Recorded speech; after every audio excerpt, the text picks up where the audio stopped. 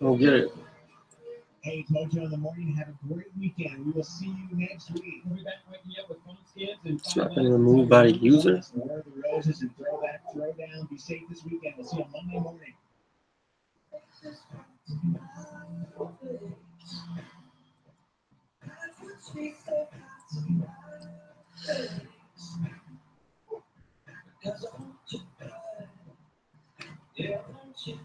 Okay. Is this live? Is this working? Film school.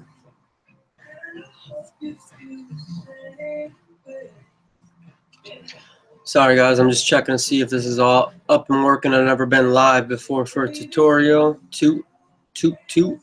Trying to interact with my fans a little bit. Not sure if this is working correctly. I don't know if I'm live. It says I'm live. If I'm up and running. Checking from a different site.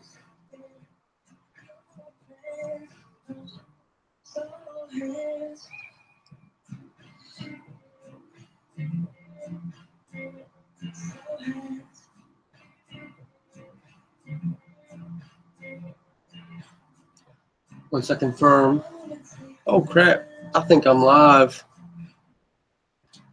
So, yup, I'm live. What's up, guys? What's up, peeps? What's up, fam? What's up, family? People back in LA, what's up? People up north, Kalkaska, mother, I love you. What's up? Never did this live thing before, but I think it's pretty cool once I get the hang of it. It's kind of weird that the whole world can literally click on you and watch you in your little sliver of pie. I'm trying to figure out how I can see it on YouTube. How I can watch this on my YouTube channel. I think sliver of pie. But it's going right there. There you go. I'm trying to figure out how I can see it on YouTube. Yeah. So yeah, I'm up and running. I'm going. I don't think you can see my camera. Can you see my camera? Oh, it's mirrored. Oh, okay. So yeah, I've been to film school. I went to New York Film Academy after the Marine Corps. I went to Los Angeles Film School after New York Film Academy. New York Film Academy, I studied creative writing, screenwriting, TV writing. Shoot, what else? What was the new thing that just kind of started going crazy? It was on YouTube. Everyone started doing their own little YouTube documentaries or YouTube sensations or channels or just like YouTube channel, like short, I don't know, like short film type writing or whatnot. But yeah, my first creative piece I wrote was Ton Tavern. It's the true story of the Marine Corps, starring Samuel Nichols, the first ever Marine back in 1775. Back in 1775, the Marine Corps came alive. Hoorah! Hey, yeah. What's up, baby? What? So yeah, that'd be cool if I could do this real quick. Let me check something out.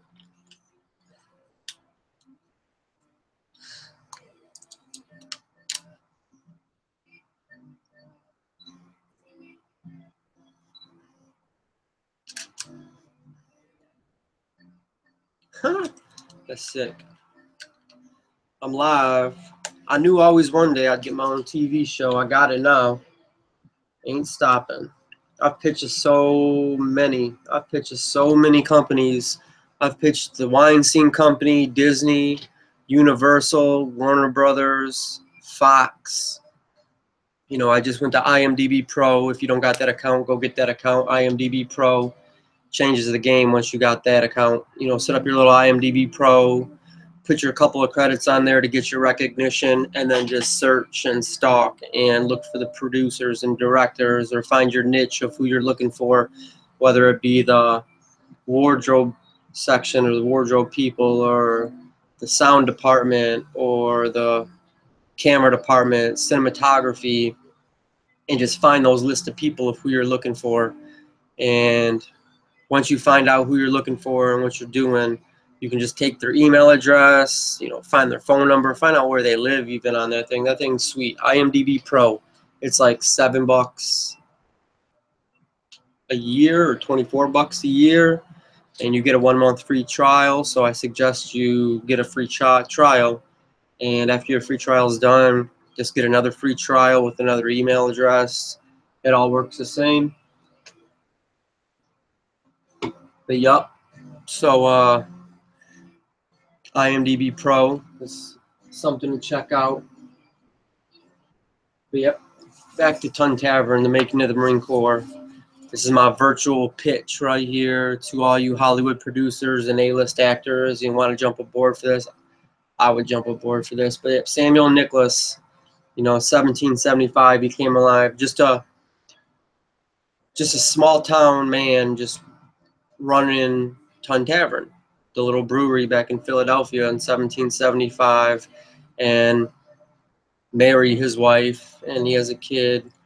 I think I named him Dylan in the movie or whatnot, but anyway, that's getting off subject. But yep, Congress approaches Samuel Nicholas and asks him to build the most elite fighting force of all time, the United States Marines. Samuel kind of laughs at the fact and says, "You want to build a Marine Corps like the British Marines? We're fighting the British right now, and the British is all over our area on our turf. That's kind of stupid to build a Marine Corps." He goes back home and thinks about it, talks to Mary a little bit, and Mary's like, if you leave, the British are going to attack. So you've always been hard-headed and bold-headed, Samuel, so I can't make this decision for you. You're going to have to make this decision on your own. So he makes the decision to accept Congress's invitation. Thomas Jefferson, John Hancock, George Washington, the leader of the Army, 1775. George Washington didn't like this. He's like, I can handle the British myself. I don't need Samuel Nicholas in the Marine Corps that's non-existent to come help me fight the British. I got this handled. I don't need Samuel in the Marines. What the fuck's the Marines?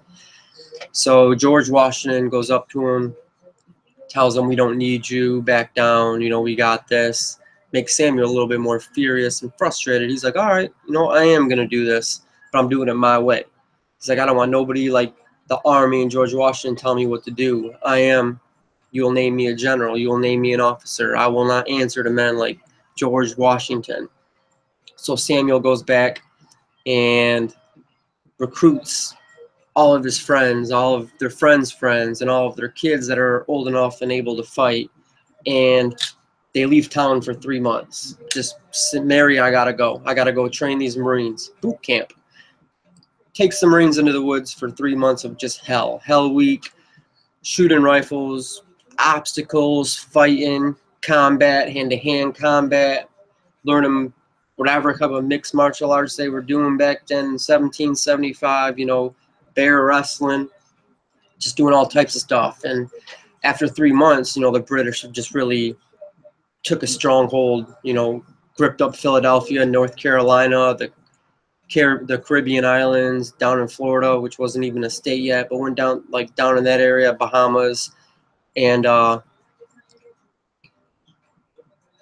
just been taken over. So John Hancock and John Adams go to Samuel, say, now's the time. We need you and your men to link up with George Washington and the Army and go take care of this problem we got is the Redcoats.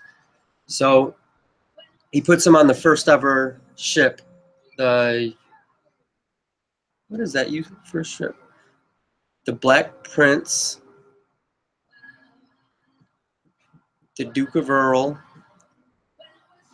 What was the name of his boat again? I forget. I wrote this script like 5 years ago. It was a decommissioned ship that they bought from our Congress, our government bought this ship from the British back in 1770, rebuilt it, made it all nice and sweet, and then recommissioned it back in 1775. Put the Marine Corps on this ship. Three different boats. Gave them all different individual names. Doesn't even matter, I guess. And jump on these ships, and Samuel takes off for the first ever amphibious battle in the Battle of Nassau. And once they get to, oh, excuse me, I'm getting ahead of myself, but Congress tells Samuel, I need you to go to North Carolina and get back my munitions that the British have stolen for us. See, they got all of our ammunition. We have nothing left. Samuel's like, all right, can do that. Before he leaves and jumps on his ship, he gets word from one of his buddies that, you know, yes, our munitions are stolen and taken to Carolina, but down in the Bahamas right now, these redcoats are just destroying villages, raping women, killing children, throwing puppies off of bridges.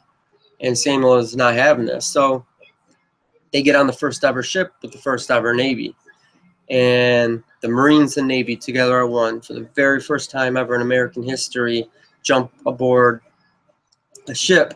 And Captain E.C. Hopkins, the U.S. Navy captain, the very first ever Navy captain, E.C. Hopkins, and Samuel Nicholas take their Marines, their Navies, heading to North Carolina. Samuel Nicholas is like, no, we ain't going to North Carolina. He's like, my ship, my rules. We're going to North Carolina. And Samuel's like, no, we're not. We're going to Bahamas where the fight is. We're going to help our men, women, and our children down in Bahamas. They already got forces in North Carolina. We're going down to the Bahamas, and we're going to handle these redcoats. E.C.'s like, all right, you know, you want to go to the Bahamas? Let's go to the Bahamas. The Marines, the Navy, together as one, heading down to the Bahamas for the first ever amphibious landing, sneak attack. Couple days on ship, some story unfolds, going there and there, whatever, doing this, doing that.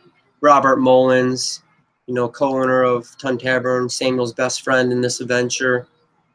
And they go get there to the Bahamas. They get all prepared. 50 boats silently sneak to the shores of the Bahamas. And the British are all sleeping, drinking, you know, still raping their women or doing whatever they're doing and just having a good old time on American soil. Samuel and his men sneak up. Ba-boom, ba-boom, ba-boom. Ships just start bombing the water. The British all jump up alert. Pop, pop, pop, start shooting. Just like World War II movie Saving Private Ryan. Same exact image I had, with a little bit of like Pirates of the Caribbean mixed in there. And they're just bombarding the water, and just big old gunfight erupts, and just the Marines just coming onto land, pop, pop, shooting them, going to town.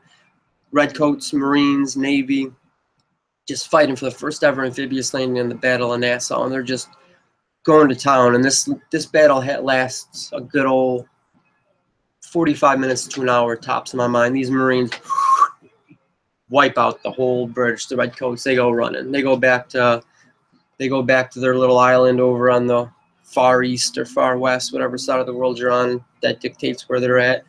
They go back. The British get back to Britain or England or one of those little islands and tell the Black Prince, the Duke of Earl, what the government did in America. Tells them that they built this Marine Corps. These mad dogs. We've never seen forces ever fight like this before in our lives. These men were trained like Indians. They almost fought like Indians. It was just a weird, crazy twist that Samuel brought to the military, and they just completely destroyed our men over in Bahamas and kicked us off of what we tried claiming. Black Prince doesn't like this. Grabs his men, jumps on a ship, heads across waters. Back on the Bahamas, Samuel Nicholas and the Marines can see the ships after the war, can see their three little ships. Captain E.C. Hopkins looking, trying to watch the battle, didn't even leave a shit, kind of just watching the war and whatnot.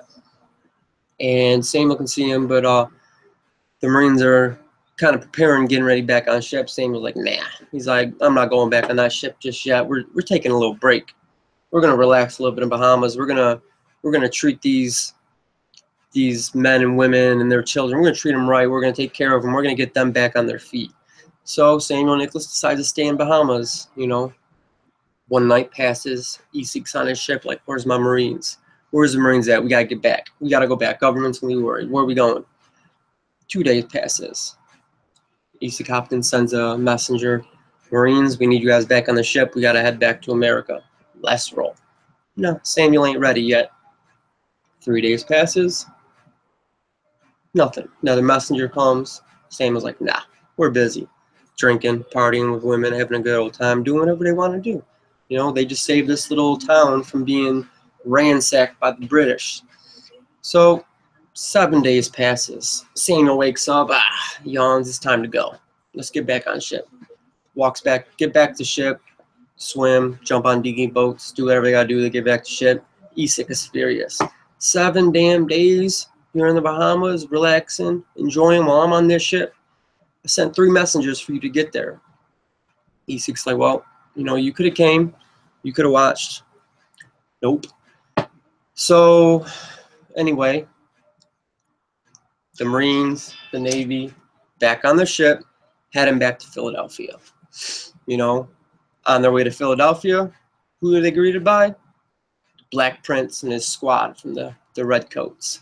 They get there, they meet big old Pirates of the Caribbean, twisting boats, shipping, just pop, pop, pop, gun war, jumping ships with ropes, and just Isak is just being a man, like mad dog, going to town, fighting like Indian, destroying Redcoats. Redcoats got big men coming back at them, and they're just firing. Robert Mullins, Samuel's best friend, is lost.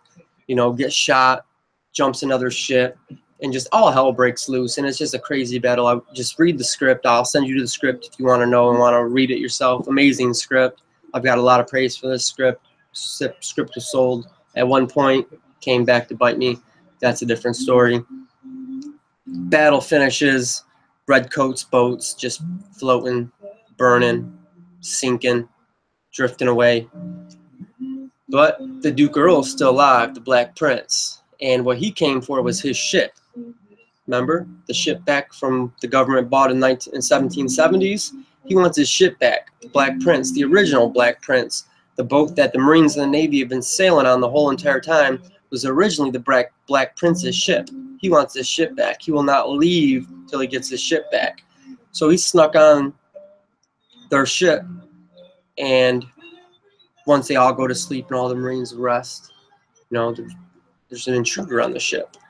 And the Black Prince is hiding, waiting for the right moment to just come out and just slice Samuel's neck. You know, anything possible. Maybe even go after Isak's neck. Something. And, yep. So, in the middle of the night, the Black Prince is free. All the Marines are napping. There is fire watch out. They must have been sleeping too, because in the Marine Corps you don't sleep on fire watch. But somehow the Black Prince is getting around this ship. Pitch black. So, he goes, finds Samuel. Right before Samuel wakes, fire watch turns on, all the men jump. Black Prince is surrounded in the middle of the ship. I will not leave. I want my ship back. Give me my ship back. Well, Samuel says, sorry, we bought this ship fair and square. It is now an American ship. We're sailing on it. Get the fuck off our boat. Long story short, the biggest Marine in the whole berthing, Christopher something. Big old iron maker, steel hand, bend iron with his fists. You know, just picked the Black Prince up, threw him off the boat. Weird way to end a villain's adventure, but that's how we end his adventure in the screenplay. Just threw him right off the boat.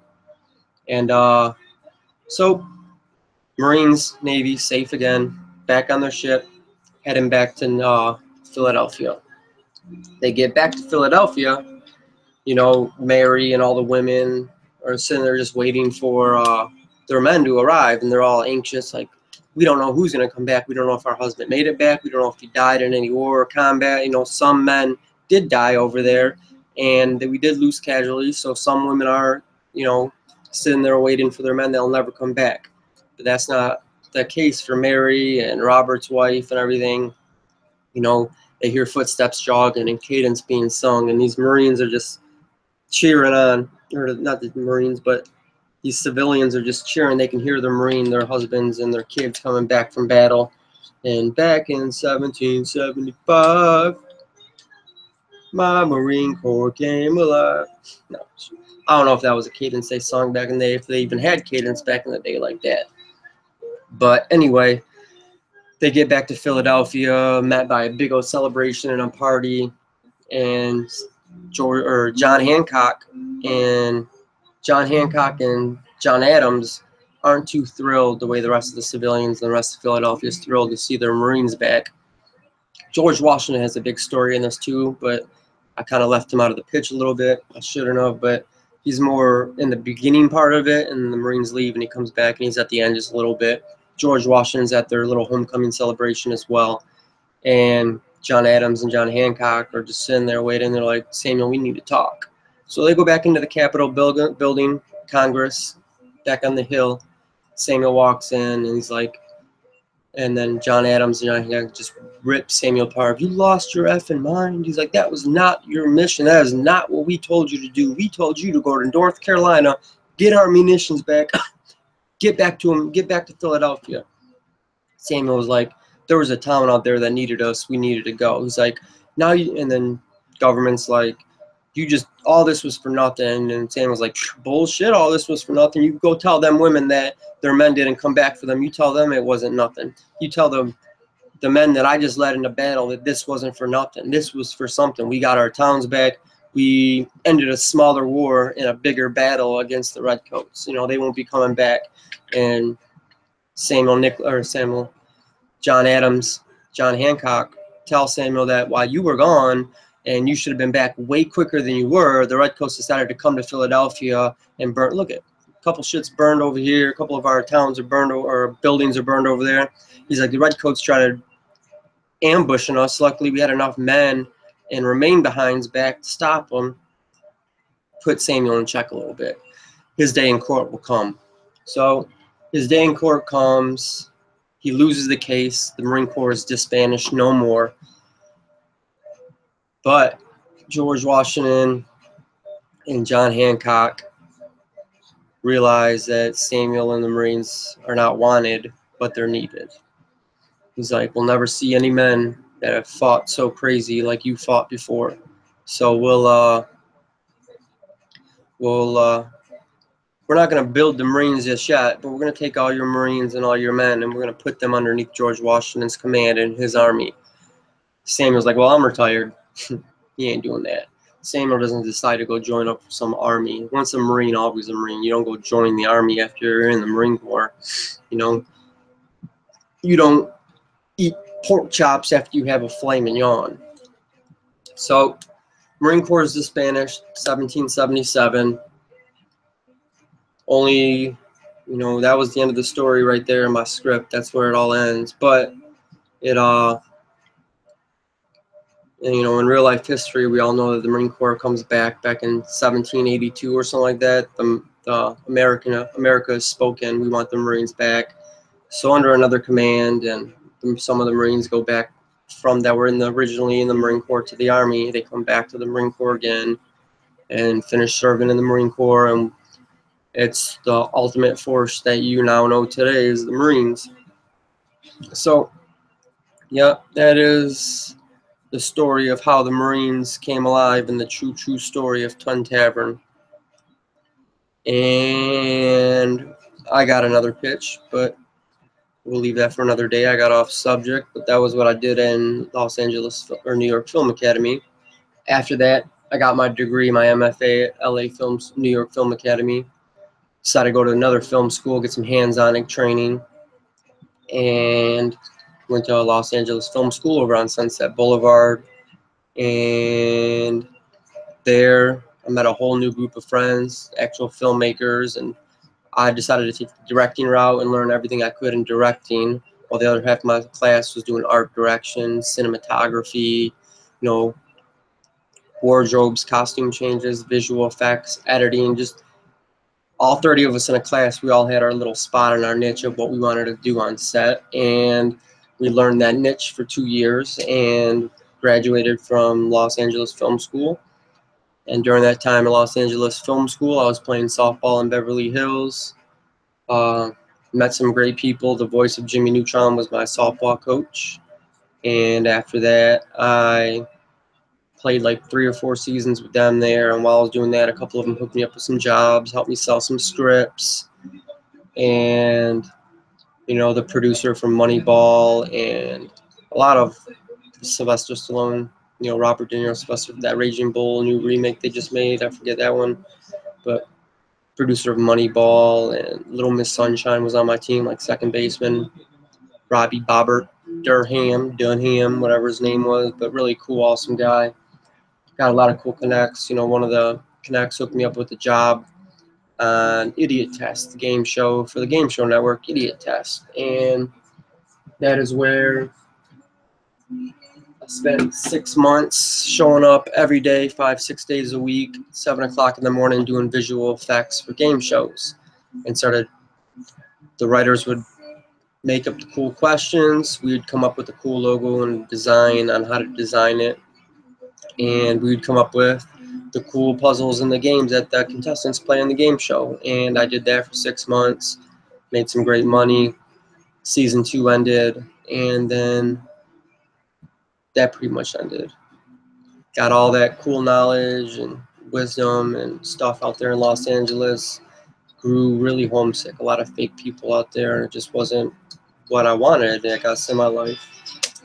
So I decided to come back to Michigan, where everything I learned in Los Angeles, none of it is taught out here, none of it is executed out here. So I have to find my own niche. I got to find what I want to do out here, and I've sort of found it. I've definitely found the family that I want to be with and hang out with, and got my house and my dogs, and you know, I'm set in that direction, and I do enjoy it.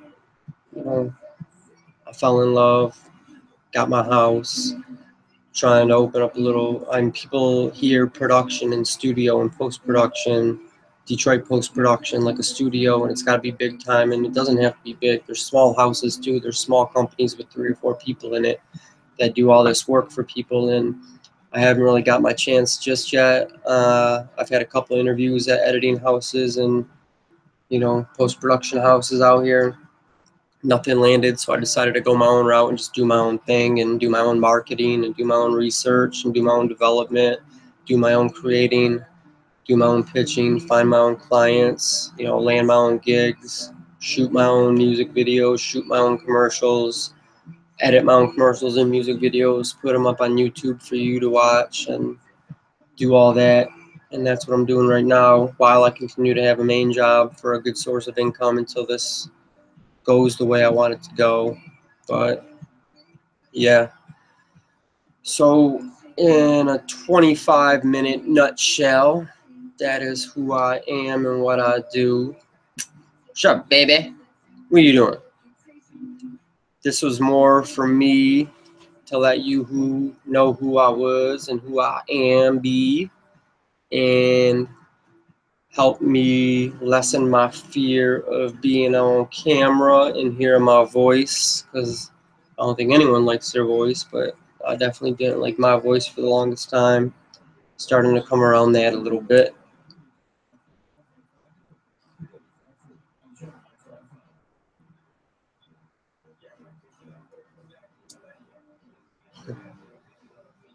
So now here I am, updating tutorials every day.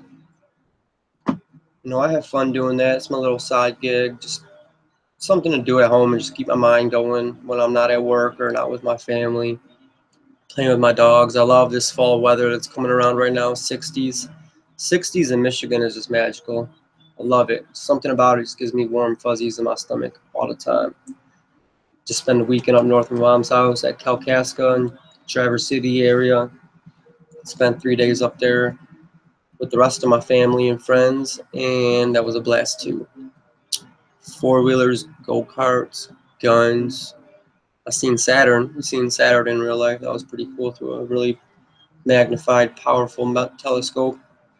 My girlfriend's brother has.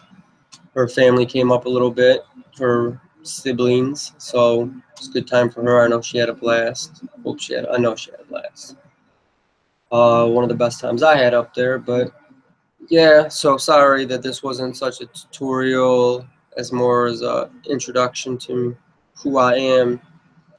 But until next time, I guess you will see me again because I will be live again. This is my first ever live broadcast. They will get better. They will get cooler. If I introduce my dogs, they'll just steal the show.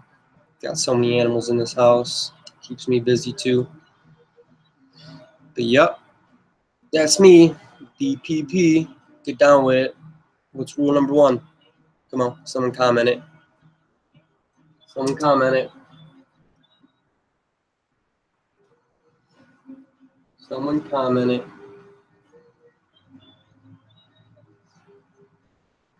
Never miss a message again.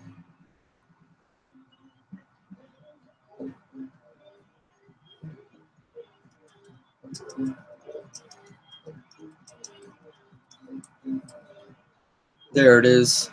Busted up in the comment section right there. Always keep camera charged. So, yep. Alright, so I don't know if I should just delete this after I've talked. Don't want to know if I want to keep this going, this ramble on. This is more of a inside edition exclusive about me and my life.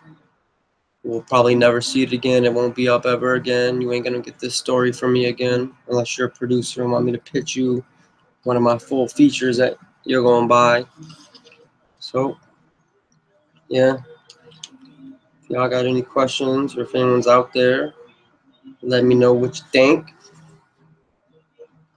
Saving money for my new camera right now. I love this, boys. My first ever shot, but time to go up a notch and get a new camera. I want 4K now. Everyone else is shooting 4K. I know TVs don't broadcast in 4K, but I want to shoot 4K. All right. I'm out of here, guys. Have a good night. See you later.